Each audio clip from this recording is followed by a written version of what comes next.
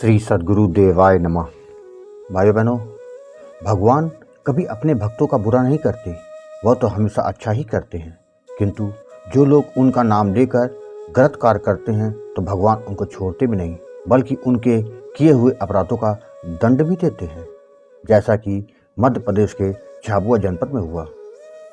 इस कथा को पूरा जानने के लिए इस वीडियो को आखिर तक अवश्य देखें। लेकिन उससे पहले जिन लोगों ने गोकुल भवन अयोध्या यूट्यूब चैनल को अभी तक सब्सक्राइब नहीं किया है, उनसे निवेदन है कि चैनल को सब्सक्राइब कर दें और बेल आइकन अवश्य दबा दें, जिससे नए वीडियो के नोटिफिकेशन समय समय पर मिलते रहें। मध्य प्रदेश के झाबुआ जिले में मेघानगर तहसील से करीब 4-5 किलोमीटर की दूरी पर पीपल खूंटा नाम का एक आश्रम है। इस आश्रम की प्रसिद्धि दूर दूर तक है।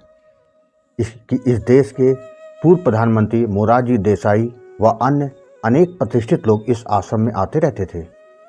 आश्रम में बाहर से आने वाले भक्तों के लिए भोजन एवं ठहरने की व्यवस्था निःशुल्क थी, जिसके कारण आश्रम में बाहर से भक्तों का आना जाना निरंतर बना रहता था।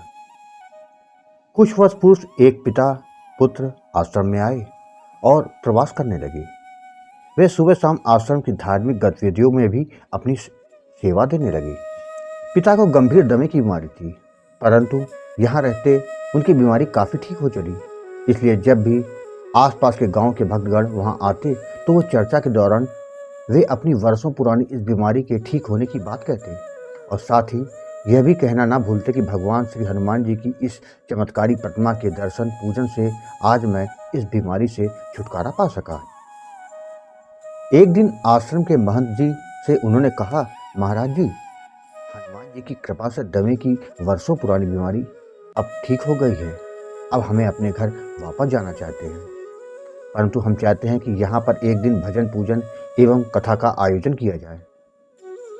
महंत जी ने पिता पुत्र की निष्ठा देखकर उन्हें अपनी स्वीकृति प्रदान कर दी। पिता पुत्र ने भजन पूजन एवं कथा का दिन निश्चित कर आसपास के गांव के लोगों को भी निमंत्रित कर दिया तथा एक पंडित जी को भी कथा पूजन के लिए बुला लिया।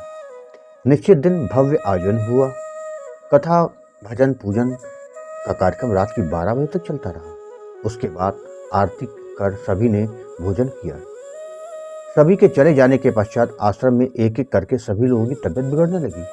वे बेहोश होने लगे। ऐसा होते देख बाप बेटे ने अपने पहले आश्रम के महंत जी की कमर में लगी चाबियां निकाली और अलमारी खोलकर सारा कीमती सामान और हनुमान जी की मूर्ति के आभूषण भी बांध लिए।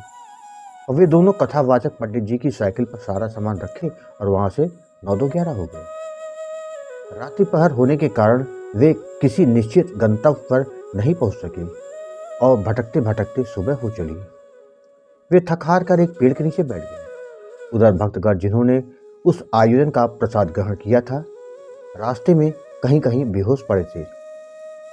जब सुबह सुबह गांव के लोगों ने यह दृश्य देखा तो अफरा तफरी का माहौल हो गया। ये क्या हो गया? ये कैसे हुआ? सभी अपने लोगों को ढूंढने लगी, पर उनमें से कुछ पीड़ितों को होश आने लगा। होश आते ही उन्होंने कहा कि बिना देर किए जाकर देखो कि मंदिर में महंत जी एवं अन्य लोगों की क्या स्थिति है। जब मंदिर प्रांगण में पहुंचे तो लोगों ने वहां देखकर दंग रह गए कि और वो लोग समझ गए कि सारी करतूत तो पिता पुत्र की है, जो अपना उल्लू सीधा करने के लिए यहाँ आए थे। फिर ग्रामीणों ने तुरंत इसकी जानकारी पुलिस को दी। पुलिस ने भी तत्परता दिखाते हुए अन्य थानों को और चौकियों को सूचित कर दिया। इधर पिता पुत्र को एक ट्रैक्टर मिल गया। वे उसी पर सवार होकर भाग रहे थे, परंतु कहते हैं ना, बुरे कर्मों का फल आपको तो भोगना ही पड़ेगा। हनुमान जी की ऐसी कृपा हुई कि उन्होंने